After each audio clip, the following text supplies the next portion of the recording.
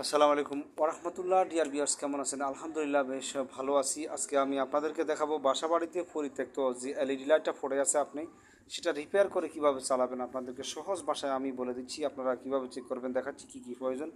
এই যে একটা 3.7 ভোল্টের লিথিয়াম ব্যাটারি প্রয়োজন এই লাইটটা, ডিসি এই লাইটটা চেক করার জন্য। এই যে আপনার আগে খুলে নেবেন সুন্দরভাবে প্লেট বারটা।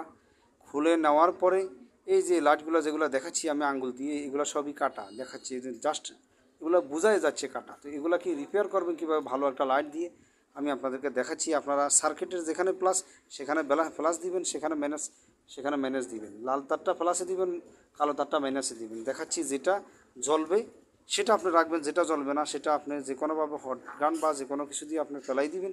ফেলাই দিয়ে আপনি রিপেয়ার করতে পারবেন খুব সহজেই। তাহলে আপনার অনেক টাকা বেঁচে যাবে। এই যে দেখাচ্ছি যেটা জ্বলবে সেটা আপনি রেখে দিবেন, আর যেটা জ্বলবে না সেটা আপনি ফেলাই দিবেন। একটু ধৈর্য ধরে দেখতে থাকুন। আর ভালো লাগলে অবশ্যই আমার চ্যানেলটা সাবস্ক্রাইব করে দিবেন, পাশে থাকা বেল আইকন প্রেস করে দিবেন, আর একটা লাইক দিবেন যদি ভালো লাগে। তাই বলছি সবসময় আমার পাশেই থাকবেন আপনারা, আপনাদেরকে নিত্য নতুন আমি দেখাচ্ছি। এই যে জ্বলে উঠছে, দেখছেন এই লাইটটা ভালো। তো আপনারা এইভাবে বাসা বাড়িতে রিপেয়ার করতে পারেন আপনার লাইটগুলো, কিন্তু এগুলো ফেলাই দিবেন না কখনো। ইলেকট্রনিক্সের জিনিস কখনো ফেলাই দিবেন না বলছি। এই যে দেখছেন চলে উঠছে, মানে জাস্ট এই লাইটটা ভালো।